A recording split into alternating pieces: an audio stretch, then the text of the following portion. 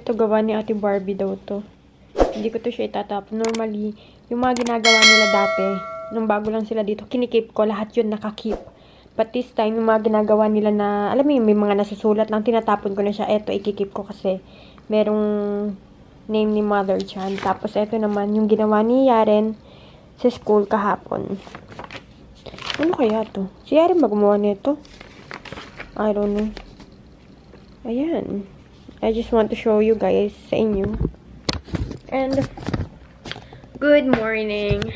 Baka nagtataka kayo, hindi ko pinakita yung baon ni Kuya Nesta for today. It's because hindi ko po siya pinabaunan. Dahil pupunta kami sa school niya ngayon. Merong bazaar doon. Yung parang sa school ni Ate Barbie dati. Yung may mga nagtitinda-tinda ng mga pagkain. But Turkish food. Sa section nila Kuya Nesta, ang ititinda nila is, kung di ako nagkakamali, sarma. It's a grape leaves filled with rice na may tomato sauce. Every student magdadala nun. Pero kung hindi ka makakadala, is pwede ka namang magbayad ng 100 TL. Sa case ko kasi, hindi ako magluluto ng ganun. Kaya, nagbayad na lang ako. Parang, smells off. Dito. Ano na si Kuya Nesto? Inaabangan niya tayo, ma. Kawawa naman. Andun na kami sa school ni Kuya Nesta. And nakita ko na siya. Pagkadating pa lang niya, ay, pagkababa pa lang namin, nakita ko na siya. Wait lang. Ayun, nandun sa sa may, si Kuya. Makikilala ko na rin yung mga classmate niya. Sinesta pa talikod-talikod pa taraw. Si Nesto?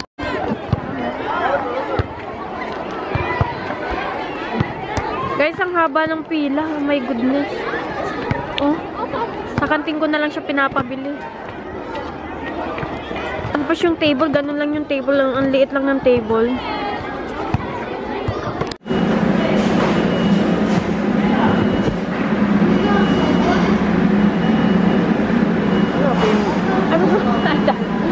Wait lang. Guys, kakain lang kami dito ng breakfast.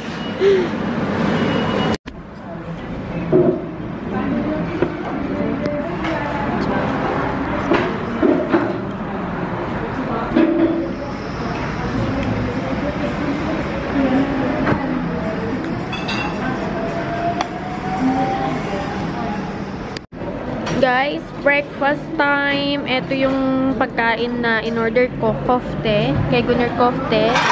Kay Mama tinapay lang. Joke. Meron yung chicken si Mother. Hindi pa lang siya luto.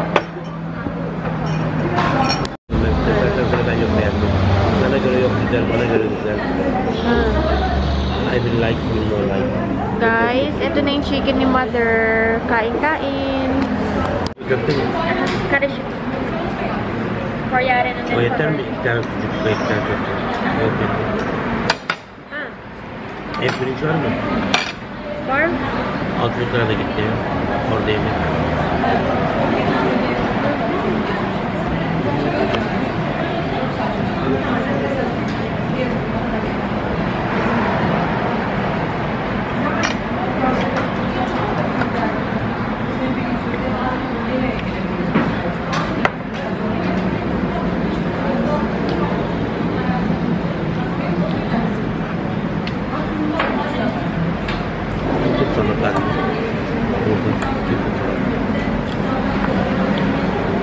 No, because Mom don't like this. Baka hindi mo magustuhan yung lasa.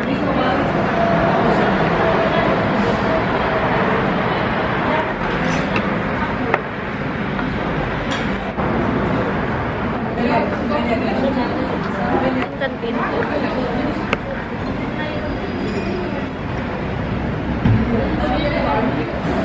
Ganyan din ito.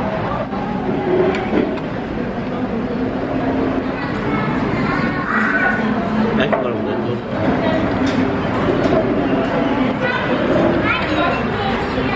Guys, nakikita nyo ba yung gusto kong bumili nun? Tingnan natin kung magkano. Masaglit lang natin. Titignan ko lang yung price. Titignan ko lang yung price kung magkano. How much? 600. Uy, not bad ha, because the tela is nice. Good for the winter. My goodness, guys. Grabe kamahal ng mushroom nila. 85.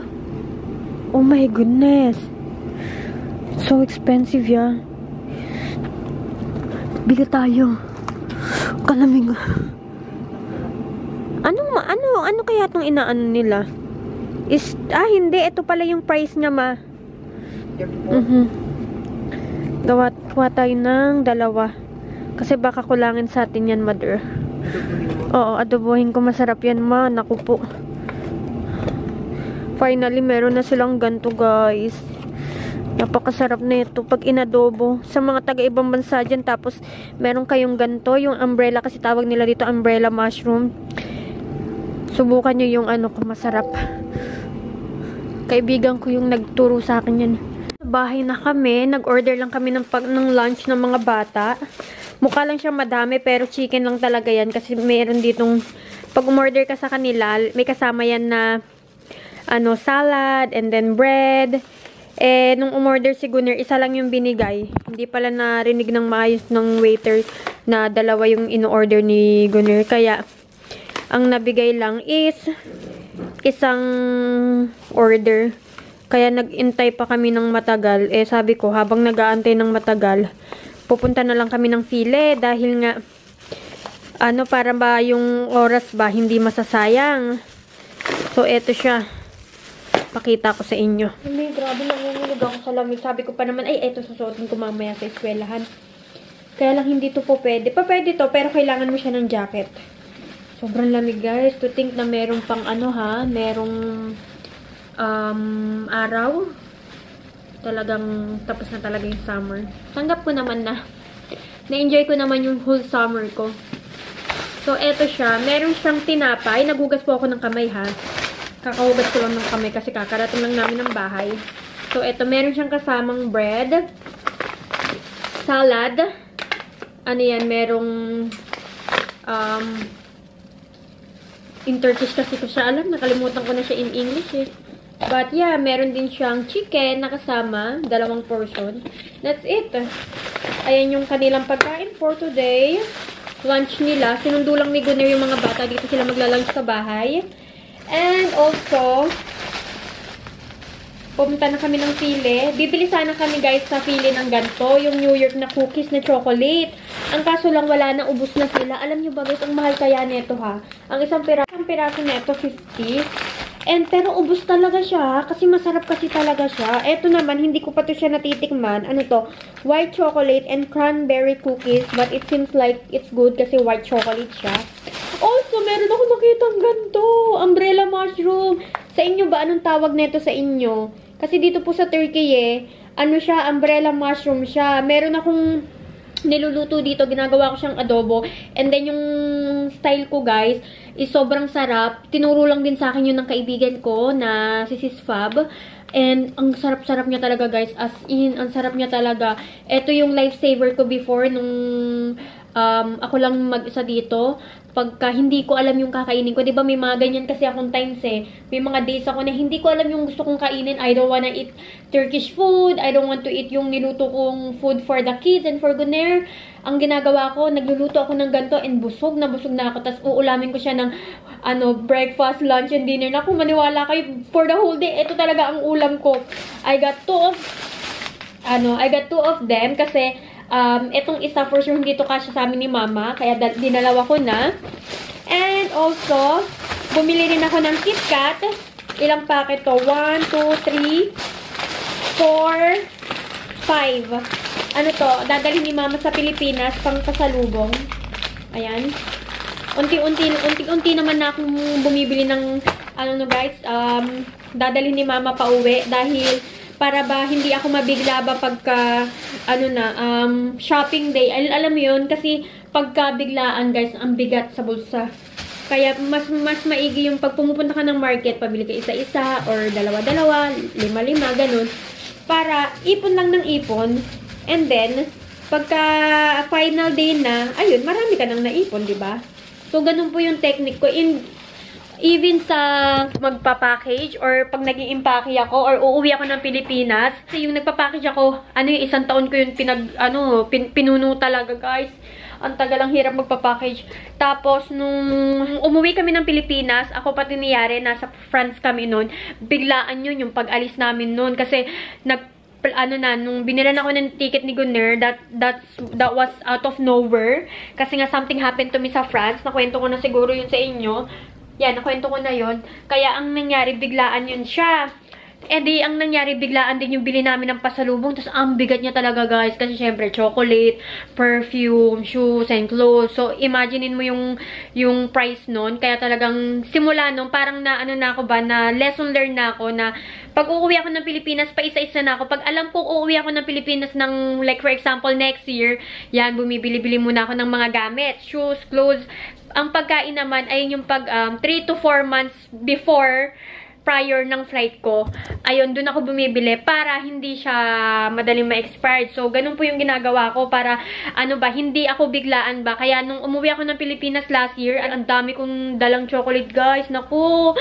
I will post sa comment section yung mga binili ko nun. Inipon ko yun for like, I think 3 months. 3 months ko inipon yung mga chocolates. Pabili-bili ako ng onte-onte hanggat sa ilang maleta yung dala namin nun. Punong-puno talaga ng mga chocolate. Kaya, ganun po yung ganun na yung natutunan ko, guys. Anyway, ang dami ko nang sinabi. Mag-prepare na ako ng pagkain ng mga bata kasi pauwi na yun sila. Your water bottle is broke. That's okay. We will just put it on the, fan. Are you gonna show us something? Yes. What is that? Did you make that? Is that your assignment? Okay, we will do it together. And what is Oh, ang this? dami na naman assignment ni Yaren. Natuwan-tuwa siya pag may assignment siya. Are you happy? My put this fridge, ha? Nerde? Fridge here. No, not in the fridge. It will get more wet. Like that. Thank you. Hindi ko lang alam. Naninigarilyo. Good night. I do this. Uy, Barbie, kain na. Babalik ka pa doon sa school. Mag-wash ka muna ng kamay. Hadi. Ano ulam? Chicken. Wow! What are these? Shrimp. I can do both. Sarap yung chicken bake. No, you don't get it. Don't just put it here kasi it's wet pa. You just let it dry, okay? Wash your hand na. Will I stop? What about it? Okay, let's do it together. All family. Okay, first you wash your hand, eat, and then we're gonna make it, okay? Hadi. With slice. I got chicken from Kofta Yusuf. Yogurt. Okay, I'll get yogurt. Yogurt. You will just wash your hand. Hadi.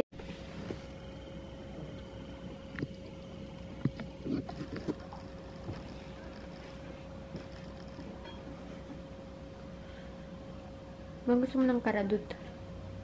Karadut. Ano yun, black mulberry pala. Sinearch ko sa internet, black mulberry. Yung ininom mo kagapon. Kuha naman daw si Oma. Dali. Iinom.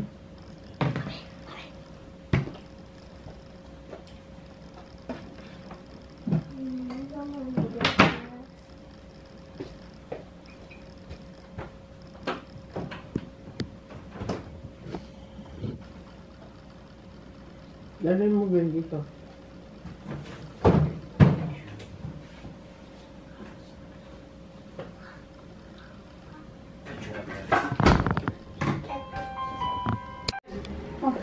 Hindi atigla ang ginagamit ni Abla dito. Yung Mr. Un.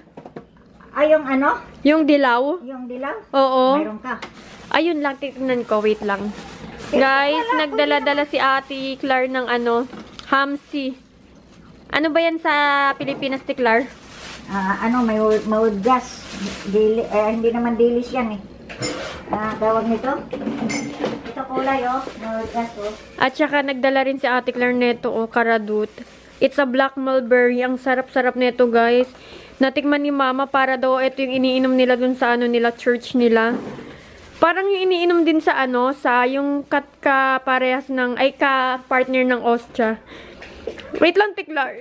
Titingin ako dito kung meron akong Ang alam ko meron akong ganyan kasi si Abra nagluluto. Ay, Ate Claire, I have! Meron ako. Anong oras na wala ng katao-tao dito sa school ni Ate Barbie, pupuntahan natin siya.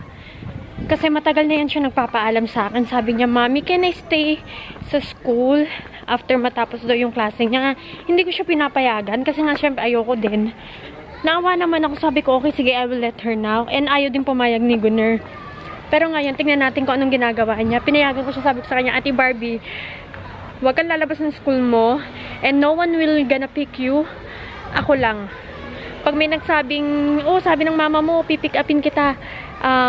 Hindi, wala akong sinabing gano'n, wala akong inuutosan na gano'n. Kaya tingnan natin kung nasan siya. Hindi ko napakita sa inyo paano magluto nito kasi busy na ako kumain. But anyway, nagisa lang ako ng bawang. Tapos after bawang, pina-brown-brown ko lang siya ng onte. Tapos nilagay ko na yung mushroom. Hindi ko siya inalo, nilagay ko lang sabay ng black pepper, ng sweet red pepper. Hindi ko siya nilagyan ng asin. And then, kung may magic sarap kayo, mas better. Lagyan nyo ng magic sarap. Tapos, toyo, 10 ikot kasi 2 mushroom to. Pero pag isang packet lang ng mushroom, 5 ikot ng toyo. Tapos, pagka feeling nyo luto na siya, yung ganyan na siya, maglalagay naman kayo ng suka onte. Tapos, wag nyo munang haluin yung pag nilagay nyo yung suka. Pag umamoy-amoy na yung suka, yan, pwede nyo na siyang haluin and then, pwede nyo na siyang patayin. So, ngayon, mukha na siyang luto. Patayin na natin siya. Bone. Guys, tignan niyo si Yara. Nakatulog yan siya kanina dun. Tapos, niligpit niya yung kumot niya, yung pillow niya, yung higaan niya.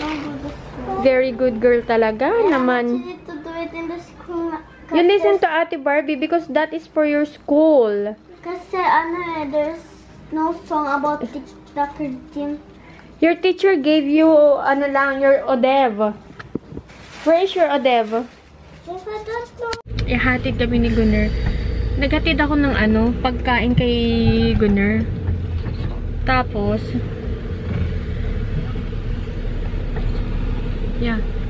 Tapos, nung paakyat na kami, umalis na ako. Siguro mga 20 steps from his market. Tinawag niya ako, ihahatid niya daw kami.